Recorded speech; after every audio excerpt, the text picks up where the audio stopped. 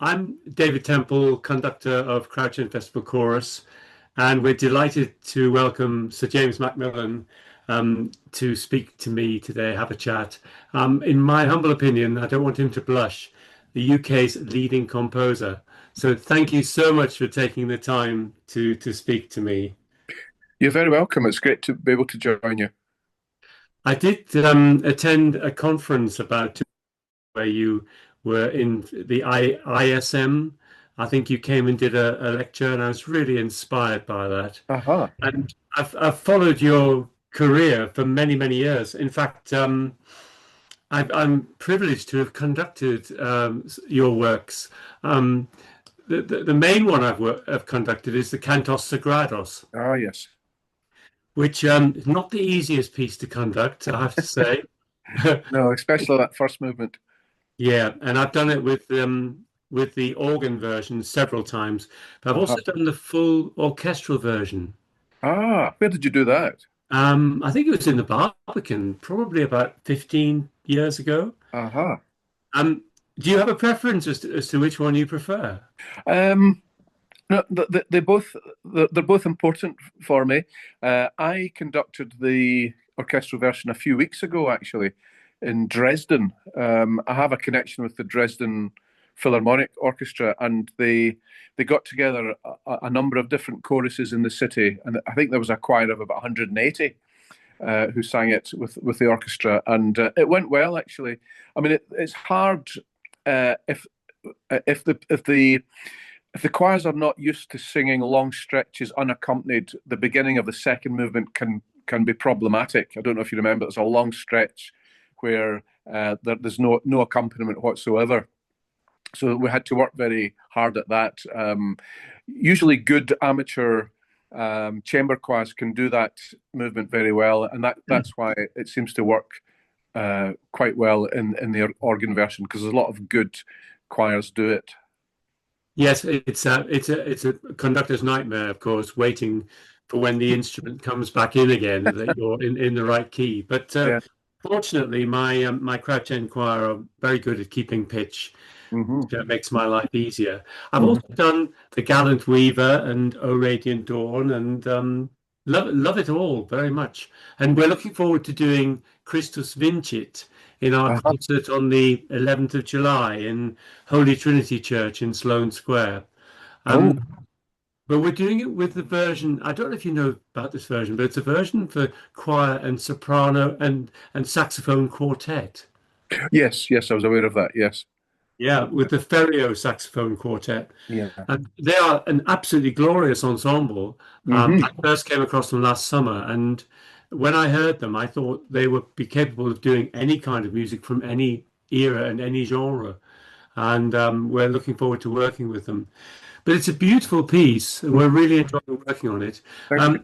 The thing that really stands out to me, as well as the actual sound of the music, is your use of silence. Hmm. Is that something very deliberate? Um, well, sometimes it is deliberate. Sometimes it's just a natural extension of the notes themselves.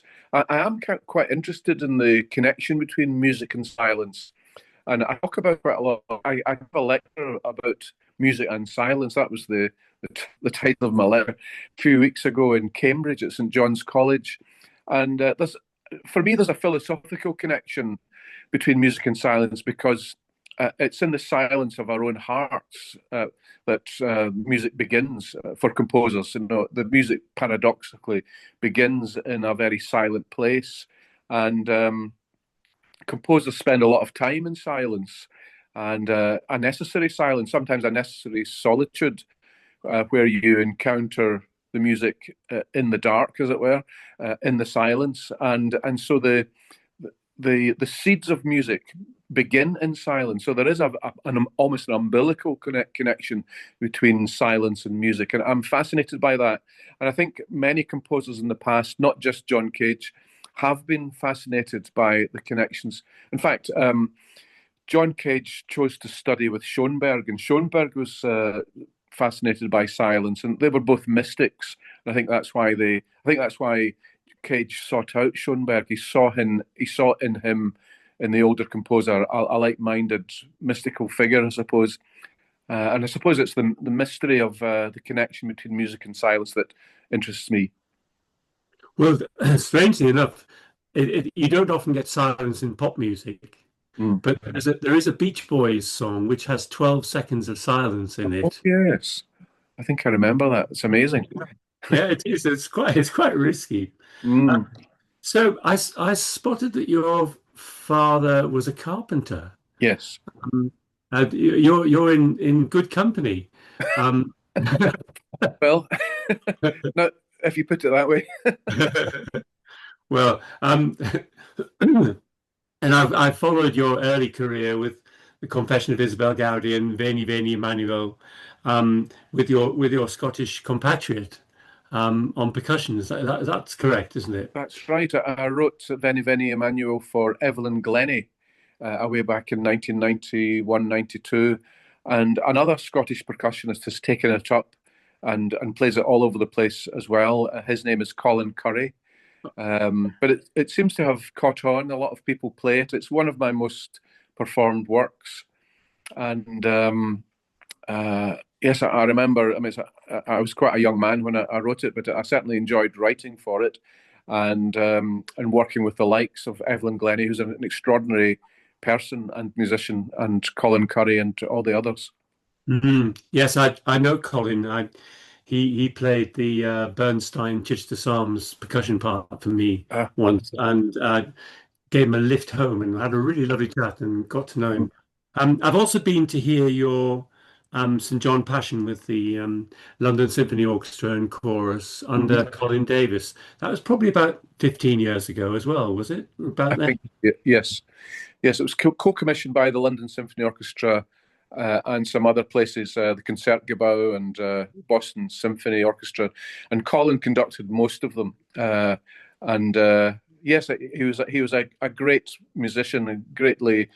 It's sad that he's no longer with us, but I got to know him very well in his last years, and the St John Passion was written as a kind of 80th birthday present for him, way back in around about 2009 or thereabouts. Yes, I loved the way he conducted, absolutely without any kind of showmanship, and Hmm. really interested in the intensity of the music. I also noticed that you've worked with Rostropovich as well. Yes, and in fact, I wrote a cello concerto for Rostropovich, which was conducted by Colin Davis, which is quite interesting because they're very different musicians, the pair of them. It wasn't a natural musical marriage, but they, yes, but it was a fascinating experience for me to write for Rostropovich. So I wrote my cello concerto for him, and actually my first symphony was premiered by him conducting because, of course, he was a conductor as well. So Yes. I did know him, got to know him as as well as one could, I suppose, in the 1990s, and he was a fascinating and very entertaining figure. Well, well, without giving anything away, I'm 5 years older than you are, James. Uh-huh. And I was very lucky when I was a singer in the London Philharmonic Choir to sing under his direction on numerous occasions, particularly the War Requiem Hmm. and the Verdi Requiem, and also the Berlioz Te Deum. And I just loved working with him, even though he wasn't the world's greatest conductor, because he was such a fantastic musician. Yeah, Um, he everyone was in the palm of his hands, which was wonderful. yeah. You enjoy conducting, do you? I do. Yes, it seems to be a natural complement to my work as a composer, and some of us are doing it more and more. Um, I can think of a number of my colleagues who combine the two activities. Thomas Addis is one, of course, Yeah. George Benjamin, John Adams, Oliver Nussin when he was with us.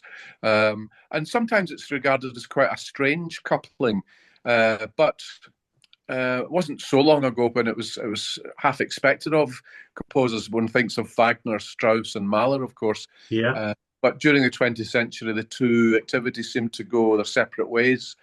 You did one thing or the other, I suppose. But it's interesting that the combination is coming back.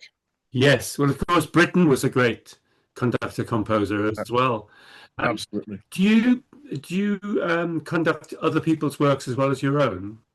Oh, yes, very much so.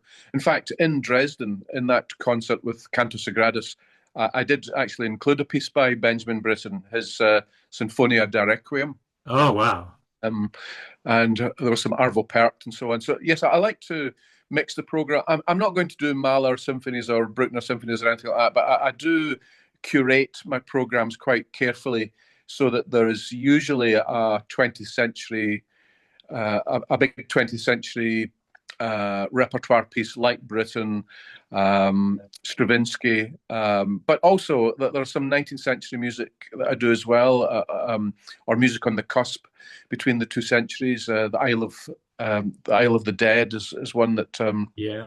I'm a fan of. Some Tchaikovsky, some Wagner.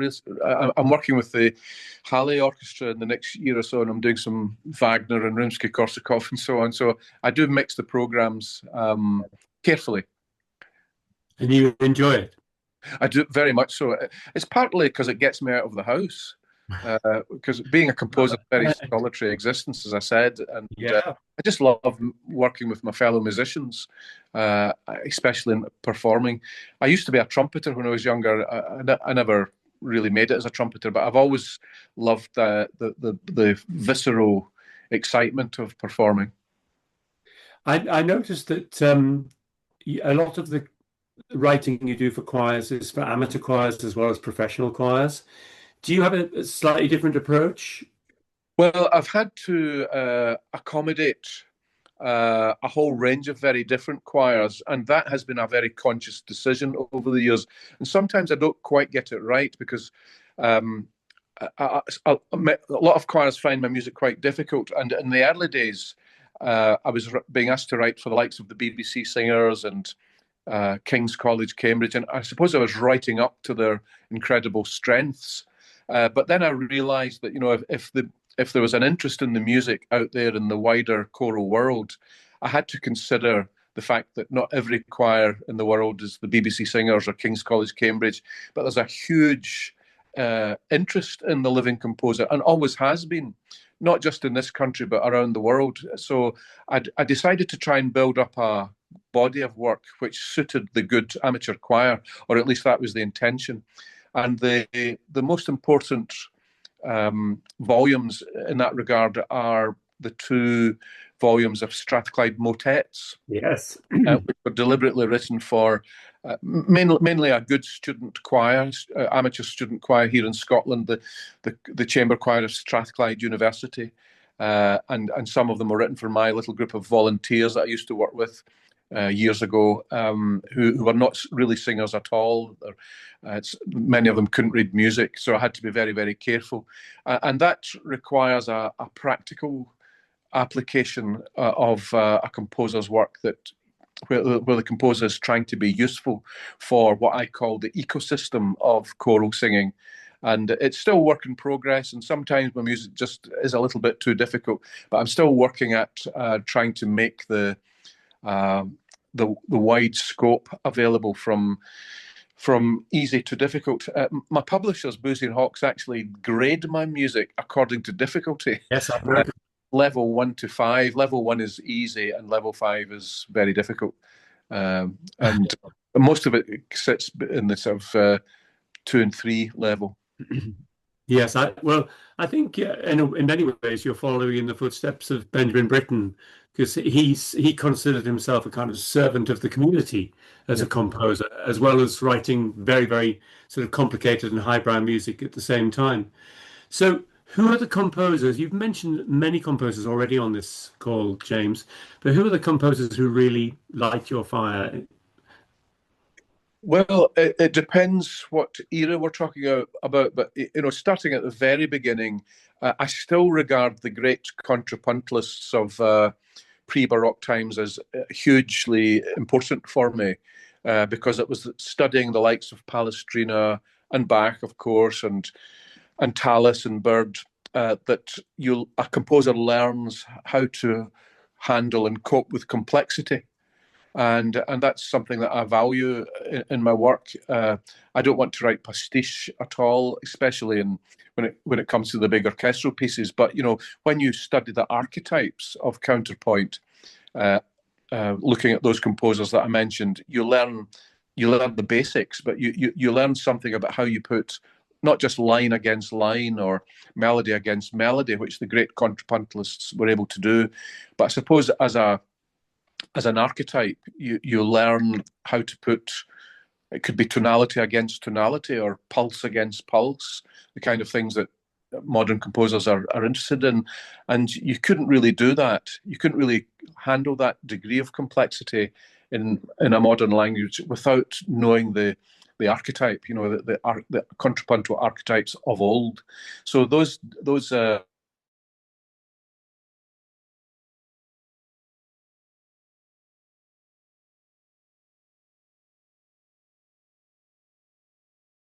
the age, and he, I suppose, taught me as a boy that you could do this kind of thing. You could write classical music or serious music in the modern age. I never met him, of course, but he was alive up until I was about 16, and I was always aware of him. And I even remember seeing some of his works on television. There was one of his last operas was shown on the television in the mid-70s. I remember being very excited about that. And he was a British composer, and for the reasons that you've just highlighted, he thought that it was important for him to be useful for his community, and I've picked up a lot on that, and I tried to do something similar in my own work here in Scotland with my little festival, the Cumnock Tryst. I suppose Aldborough is a model for that, as it was for Maxwell Davies when he set up the St Magnus Festival. Yes, well, you mentioned Scotland, and I know you're a very proud Scot, and I can hear in your music, particularly something like the Gallant Weaver, a real influence of Scottish folk music. Is that where you got it from? I think so. Yes. I mean, you grow up in Scotland hearing traditional music in the background all the time. You're taught Scottish country dancing at primary school. You're surrounded by bagpipes and pipe bands and so on. But the folk revival of the 60s and 70s was a big thing for me as well. And when I was in my 20s, I played and sang in a folk band, playing Scottish and Irish traditional music round about the pubs and the folk clubs in the west of Scotland. And you can't help but be affected by that and absorb some of the very practical influences of Scottish traditional music. So I suppose it goes into the mix in my work. I'm not involved in folk music anymore, but the direct practical experience of folk music when I was younger has left its mark, I'm sure. Well, one of my first albums that I conducted back in, when would it be? 1982. Yeah, I was 26 or whatever. Was a remake of the Glasgow Orpheus Choir, Hugh Robertson's, and I loved doing all that. The songs about the peat and the Iona boat song, and I really got into Scottish folk music at the time, and I absolutely loved it. You've also written a companion piece to Speminalium. Was that meant to go in the same program, or was it just? Initially, yes, that's the way it was programmed. It was commissioned by the Aura singers, and they were, in fact, it was during lockdown, so it was one of these strange COVID projects. They were all very distant when they recorded it. But yes, it was written as a companion piece. Sometimes it's done in programs without the talus at the time too, but I quite like the idea of it being coupled up with the talus in programs. And this, I studied the talus in depth as I wrote it, and I suppose you can hear the embers and the echoes of early contrapuntal music in my piece Vidi Aquam, but it goes in different unexpected directions eventually too. Have you ever conducted Speminalium? No, not yet. It's funny. It's a funny piece. It's the easiest piece ever. You just beat four in a bar until it all stops. or you actually bring people in, which is very complicated. Yeah. So a bit of a sort of left field question for you, James. What music do you listen to for pleasure?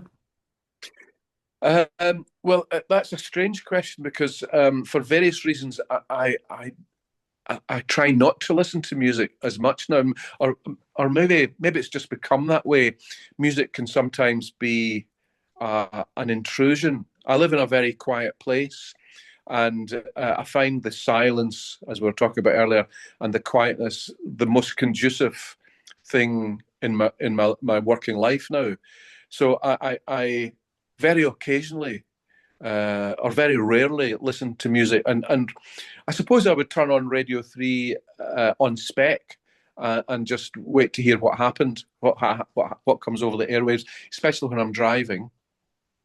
Uh, um, I, but that's not to say I don't enjoy going to concerts. I do.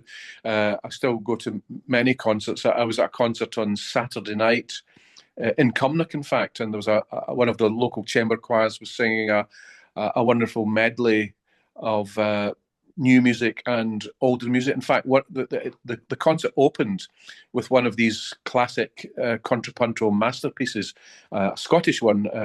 It's O Bono Jesu by Robert Carver, which is a motet written in 19 parts. So it's not quite the 40 parts of the Tallis, but there was obviously a thirst or a trend for that kind of thing at one time, just before the Reformation, or just at the cusp of the Reformation, where composers in England, Scotland, and of course on mainland Europe were writing these multi-part. So I'm fascinated by that. I'm fascinated by the fact that Robert Carver was writing here in Scotland and is one of the major composers of the age, and Scots should know more about him. But also in that programme, there's that wonderful piece by Stanford, which I think is an absolute masterpiece. Is it the one where the word blue is repeated? Oh, Is it the Bluebird. Bluebird? Beautiful. That was on my album with the Hugh Robertson. Ah, yeah. We recorded that as well. It's wonderful, isn't it? Yeah, fantastic, and so unexpected as well. And it's a wonderful way to end the concert. In fact, we have a very brilliant tech person at the Cumnock Trist who made all the colours, the lights to change colour right at the very end of the concert, and all went blue in the church. It was extraordinary. So when you're composing, do you have a certain pattern to your day? There isn't a set pattern, unfortunately or fortunately. I don't know. Every day is different. I've just returned from uh, quite a busy time away, and I'm trying to catch the threads again of a piece that I've left hanging, and I'm finding it quite difficult to get back into the way of it. Some days are like that. Some days are more difficult than others, and once you get into a flow, the music can come quite quickly, and that means that those days are very different from days like this, where I'm just sort of battling, trying to remember where I left off and what I was thinking about a few weeks ago.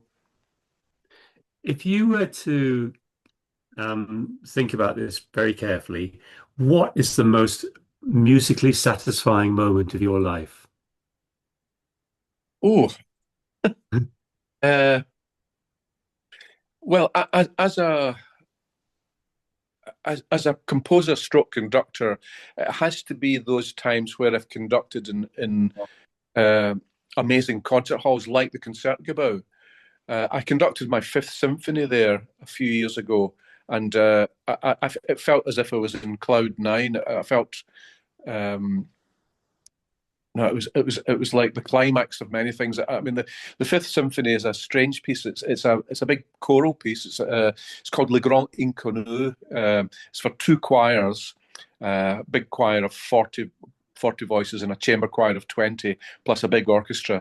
But I actually divide the choirs into 20 parts at one point. So it's only certain types of choirs that could actually perform this. But we had the Groot Omroep Corps from Amsterdam involved in that, and that was one of those almost out of body experiences for me. I came off stage and thought to myself, did that actually happen? So it's moments like that, and I suppose that sticks out as a significant moment. Well, that's wonderful. So, James, it's been such a pleasure chatting to you and just finding out a lot more about you. And we're really grateful for you spending the time to speak with us on this YouTube film. And we wish you all the best for the future. Thank you, and I hope everything goes well with the performance in July. It will be brilliant, and it's down to your wonderful music. Thank you very You're much. very welcome.